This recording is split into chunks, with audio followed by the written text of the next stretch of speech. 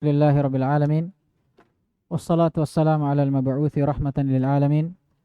Nabiyyina Muhammadin wa ala alihi wa sahbihi wa man tabi'ahum bi ihsanin ila yaumiddin. Amma ba'd. Alhamdulillah, kita masih melanjutkan pelajaran kita.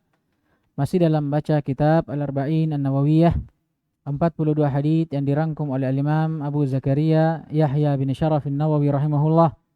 Dan alhamdulillah kita sudah sampai ke dalam hadits atau kepada hadits yang ke-20 atau 32.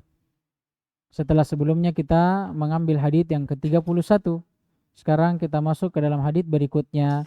An Abi Sa'id Sa'ad bin Malik ibn Sinan Al-Khudri radhiyallahu ta'ala anhu, anna Rasulullah sallallahu alaihi wasallam qala la darara wa la dirar.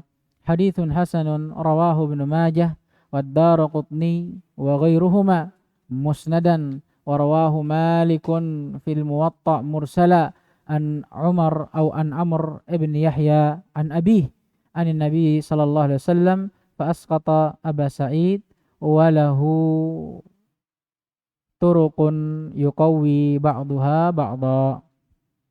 Ada semua ini dari Abu Sa'id Sa'ad bin Malik ibn Sinan Al-Khudri, ya, yang masyhur, ya, biasa disebut dengan Abu Sa'id Al-Khudri, yang masyhur dengan kunyahnya.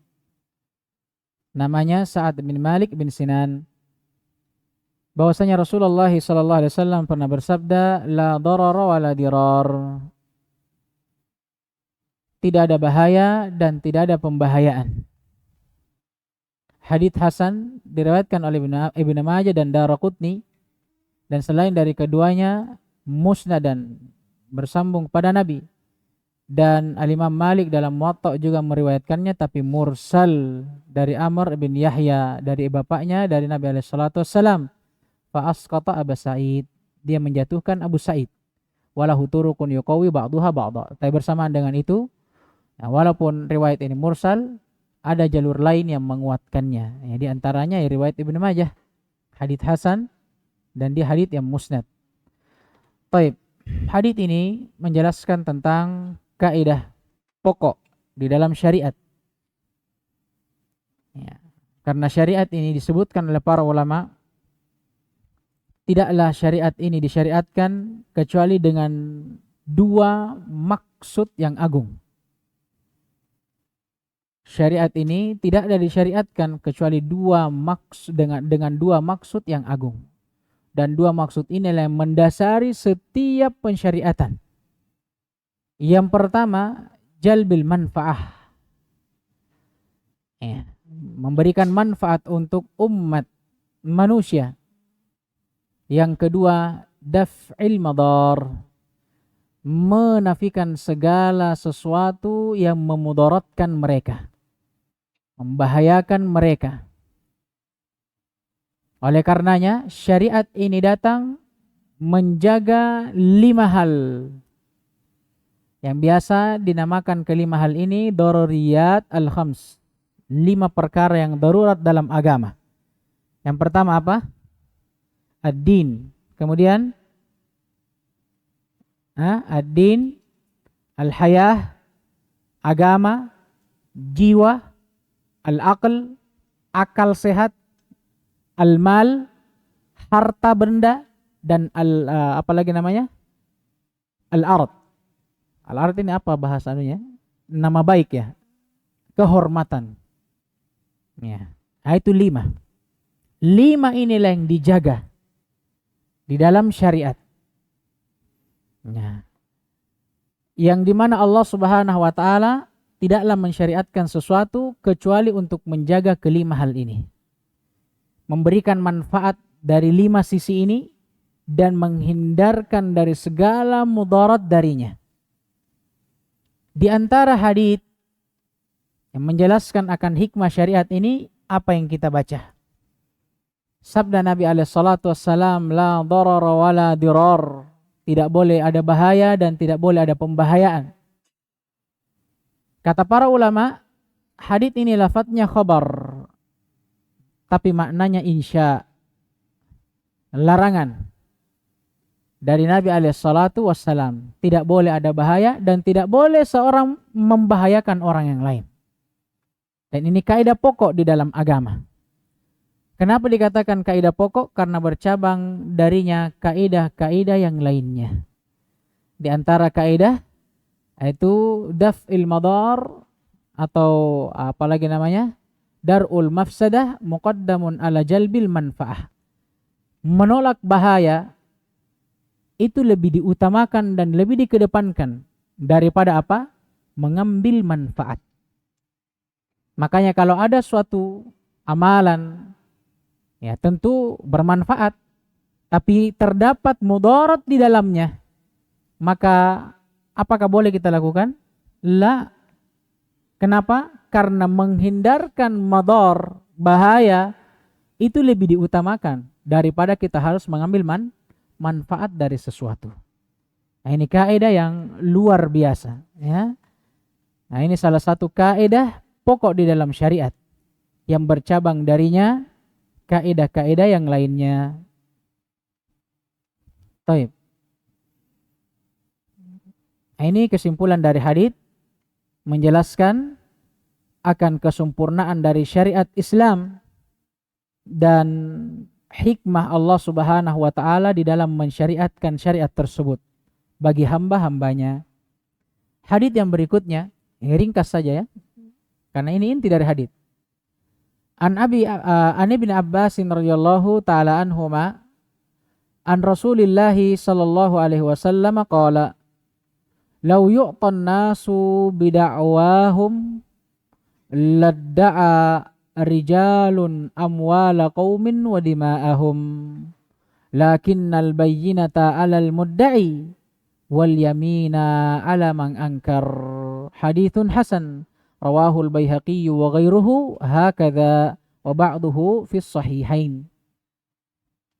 Dari Ibn Abbas radhiyallahu taala anhuma bahwasanya Rasulullah sallallahu alaihi wasallam pernah bersabda, andai kata setiap manusia dibiarkan dengan pengakuan mereka, diberikan dari setiap apa yang dia akui, maka setiap manusia akan mengakui hak suatu kaum, harta dan darah mereka. Nah, luar biasa ini. Andai kata kita biarkan manusia dengan pengakuan mereka, setiap ada manusia yang mengaku, ini hakku, ini punyaku, ini begini, terus kita akui, maka setiap orang akan mengaku, bebas mengakui apa yang dia inginkan.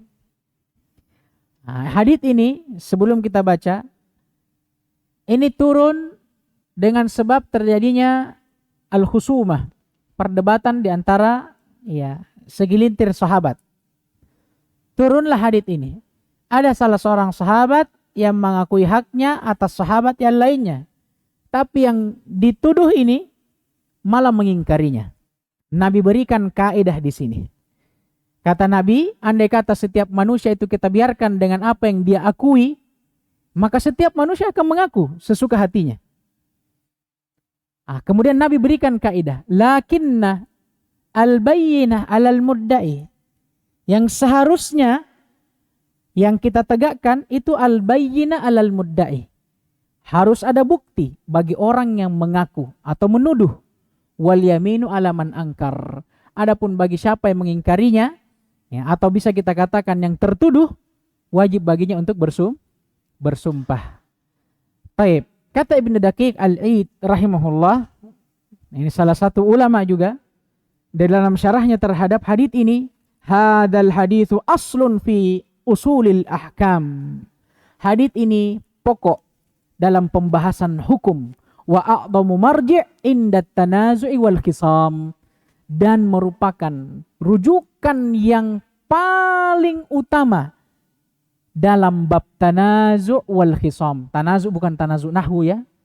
Ini tanazu' ya dalam hal perselisihan, wal khisam kalau ada perselisihan, perdebatan, atau bahasa sekarangnya sengketa. Ini kata Ibnu Daqiq hadis pokok dalam permasalahan ini. Ini kan hadis pokok dalam permasalahan ini. Dan ini kata beliau kaidah dalam permasalahan ini. Nah, maka Kalau terjadi permasalahan yang sama seperti ini, kaidahnya apa? Bagi orang yang menuduh, bagi orang yang mengaku, apa yang wajib bagi dia? Al-bayyinah. Bukti. Iya. Saya bilang sama antum, "Woi, manutan lo, sini. Apa yang saya harus berikan? Bukti." Kenapa disebutkan oleh para ulama? Kaidah al-aslu fi hukukil maliyah bara'atul dhimmah. Ini usuliyah. Kaidahnya, kata para ulama, asal pada hak harta atau yang semisal dengannya itu bara'ah asliyah. Tidak adanya itu hak. Paham ini? Sekarang, bisa tidak fulan dengan fulanah, ya, yang tadinya belum pernah ketemu, tiba-tiba saling mengakui bahwa salah seorang di antara dia punya utang terhadap yang lainnya. Saya misalkan sama Agus. Saya sama Agus ini belum pernah ketemu sebelumnya. Tiba-tiba saya ketemu, saya bilang, "Agus, kasih kau utangmu." Bisa tidak? Tidak bisa, karena asal dari hak maliyah, hak harta dan semisal dengannya itu bara'ah dhimmah. Tidak ada. Paham ini? Paham tidak? Karena asalnya saya sama Agus, ada tidak utangnya Agus sama saya? Kan tidak ada. Makanya karena asalnya adalah itu, maka kalau misalkan saya mengakui bahwa Agus pernah berutang sama saya, apa yang wajib bagi saya? Membawa bukti. Paham ini? Ini kaidah yang agung dalam syariat. Adapun untuk Agus, apa yang wajib bagi dia? Bersumpah.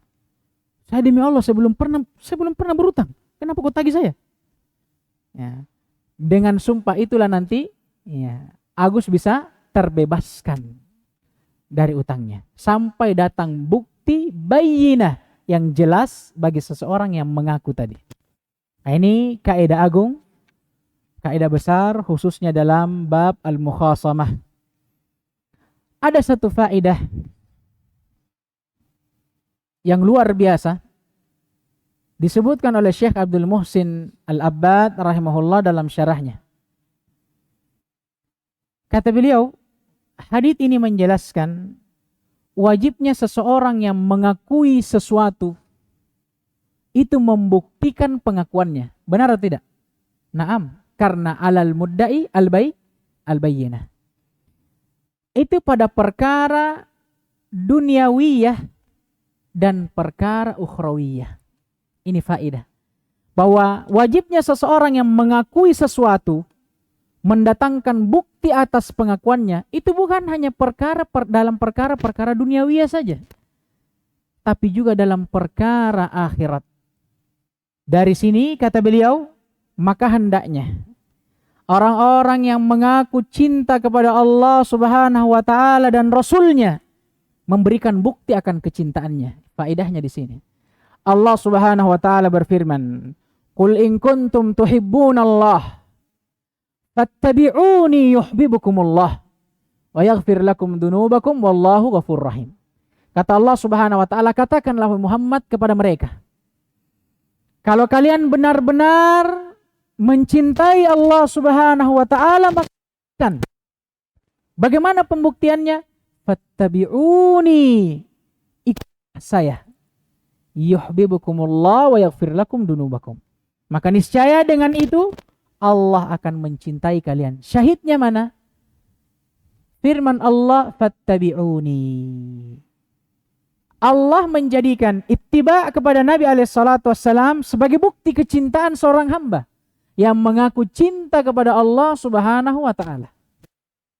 Kita pahami ahlul bidah yang mengaku cinta kepada Nabi. Saking cintanya, dia mengatakan merayakan maulid karena cinta Nabi katanya.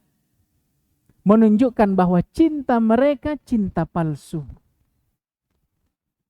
Ya, cinta mereka cinta palsu. Karena cinta atau pengakuan cinta mereka tidak didasari dengan pembuktian. Kenapa? Karena kalau memang dia cinta Nabi, hendaknya mereka menjadi orang yang menjadi saf pertama dalam membela sunnah Nabi.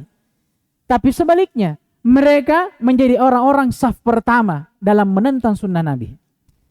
Nah, ini bagaimana caranya? Ya kan? Nah, ini faedah yang luar biasa dari Syekh Abdul Muhsin Al-Abbad rahimahullahu au hafidhahullahu ta'ala wa ra'ahu min kulli su'in wa makruh. Dan di antara faedah dari hadits juga menunjukkan bagaimana Islam menjaga harta dan darah seorang muslim. Ya, karena disinggung oleh Nabi. Andai kata kita biarkan manusia dengan pengakuan-pengakuan mereka, ya maka setiap orang akan bebas mengaku dengan seenaknya terhadap apa? Harta dan darah orang lain. Menunjukkan apa? Penjagaan Nabi, penjagaan syariat ini terhadap darah dan harta seorang muslim. Ya, sampai barang siapa yang mengakuinya harus mendatangkan bukti untuk hal tersebut. Kemudian hadits yang ketiga masih bisa. An Abi Sa'id Al-Khudri, masih dari Abu Sa'id Al-Khudri. Siapa namanya tadi? Sa'ad ibn Malik ibn Sinan radhiyallahu taala anhu. Qala, beliau pernah berkata, sami'tu Rasulullah sallallahu alaihi wasallam yaqul, man ra'a minkum munkaran falyughayyirhu bi yadihi, fa illam yastati' fa bi lisanihi, fa illam yastati' fa bi qalbihi wa dzalika adhaful iman, rawahu Muslim. Dari sahabat Abu Sa'id Al-Khudri, Sa'ad bin Malik bin Sinan radhiyallahu taala anhu, beliau pernah berkata bahwa aku pernah mendengar Rasulullah sallallahu alaihi wasallam bersabda, barang siapa di antara kalian yang melihat suatu kemungkaran, maka hendaknya dia rubah kemungkaran tersebut dengan tangannya. Maksudnya dengan tangannya disebutkan oleh para ulama dengan kekuasaannya. Ya kan? Fa illam yastati' fa bilisanih. Kalau dia tidak punya kuasa atau dia tidak mampu untuk mengubah kemungkaran itu langsung dengan tangannya, maka dia rubah dengan lisannya, dengan nasihat. Fa illam yastati', maka kalau dia belum mampu juga untuk merubah kemungkaran tersebut, tidak dengan tangan dan kekuasaannya, tidak pula dengan lisannya, fa biqalbihi, maka cukup dengan hatinya. Disebutkan oleh para ulama biingkarihi, dengan mengingkarinya. Kenapa? Wadzalika adhaful iman, karena pengingkaran terhadap suatu kemungkaran ini termasuk dari keimanan yang paling lemahnya. Maksudnya apa? Walaupun yang paling lemah itu masih termasuk dari bentuk keimanan. Rawahu Muslim. Hadits diriwayatkan oleh Imam Muslim rahimahullah dalam sahihnya. Hadits ini jelas menunjukkan kewajiban al-amr bil ma'ruf wan nahi anil munkar. Al-amr bil ma'ruf wan nahi anil munkar. Dan ini juga telah dijelaskan di dalam ayat. Allah Subhanahu wa taala berfirman, "Wal takum minkum ummatun yad'una ilal khair wa ya'muruna bil ma'ruf wa yanhauna 'anil munkar wa tu'minuna billah." Dan hendaknya di antara kalian ada sekelompok kaum yang apa?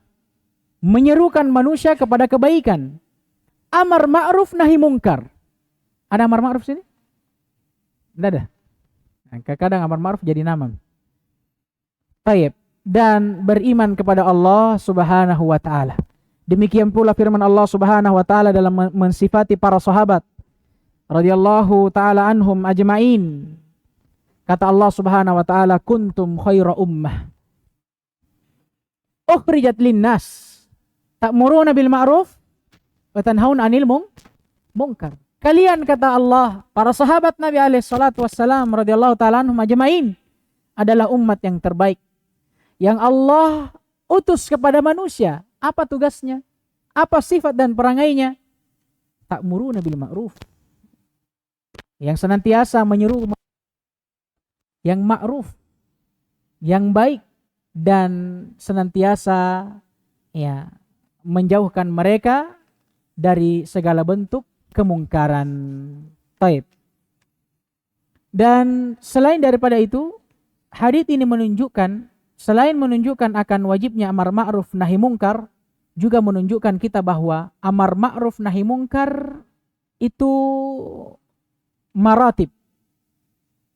Dia punya martabah, tingkatan-tingkatan.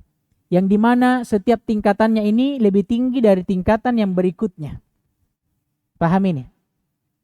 Tingkatan yang pertama yaitu mengingkari kemungkaran dengan niat, dengan tangan. Sebagaimana yang kita sudah jelaskan tadi, yaitu dengan kekuasaan. Kalau dia punya kuasa. Dan ini mencakup, ya kan, walayah yang khassa dan ammah. Paham ini? Nah, contoh bentuk pengingkaran kemungkaran secara umum, yaitu pengingkaran yang bisa dilakukan oleh para pemerintah. Adapun yang khusus, yaitu pengingkaran yang dilakukan oleh siapa? Seorang ayah terhadap anaknya. Ini masuk semua di dalamnya. Nah, ini mereka bisa melakukan langsung dengan tangan atau dengan kekuasaannya. Kalau tidak mampu, pindah.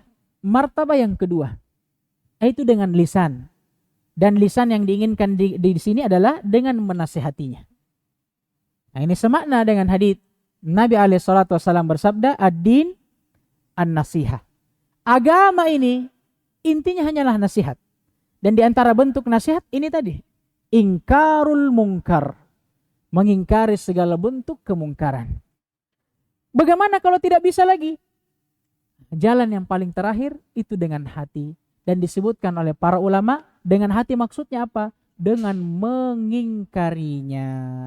Karena kadang ada seseorang yang terpaksa, mau tidak mau, karena sudah terlanjur, ya qadarullah masyafa'al, terjatuh ke dalam kemungkaran dan tidak bisa keluar darinya.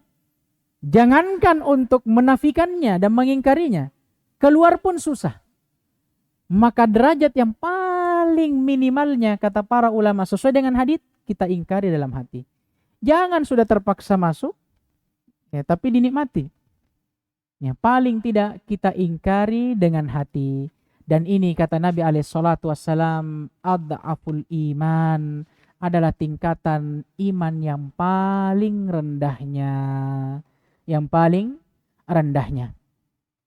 Dan hadits ini juga diantara faedahnya, ya, menetapkan makna ayat firman Allah Subhanahu wa taala, fattaqullaha mastata'tum, bertakwalah kalian kepada Allah semampu kalian. Naam, betul, amar ma'ruf nahi mungkar, perintah dan diantara bentuk ketaatan kepada Allah. Tapi dia punya martabah, ya, yang tidak bisa mengingkari kemungkaran dengan kekuasaannya. Jangan putus asa. Jangan bukan kita punya urusan. Lah. Ada kemungkaran tapi kita tidak punya kekuasaan di situ. Jangan putus asa. Jangan kita biarkan. Ya, mungkin kita bisa menasihati. Kita tidak bisa menasihati lagi, ya paling tidak kita ingkari. Dan juga faedah yang terakhir dari hadits ini, penetapan iman yatafawat, bertingkat-tingkat. Dan menunjukkan juga bahwa iman itu kadang bertambah, kadang berkurang. Dan ini akidah ahlus sunnah wal jamaah. Akidah ahlus sunnah wal jamaah. Dan khusus untuk pembahasan ini datang hadits Nabi SAW bersabda, al-imanu bid'un wa sab'un syu'batan, fa'alaha qawlu la ilaha illallah wa adnaha imatatul adha anit tariq wal haya'u syu'batun minal iman. Iman, kata Nabi SAW, itu terdapat 73 tingkatan. Yang paling tingginya adalah kalimatut tauhid, ucapan seseorang la ilaha illallah, dan yang paling rendahnya dengan seseorang memindahkan gangguan dari jalanan, dan rasa malu juga termasuk dari iman. Juga menunjukkan makna yang sama dengan hadits ini, bahwasanya iman di sisi ahlus sunnah wal jamaah itu bertambah dan berkurang, juga bertingkat-tingkat. Dan kita cukupkan insyaallah taala, naktafi bihadzal qadar, subhanakallahumma hamdik, asyhadu an la ilaha illa anta astaghfiruka wa atubu ilaik.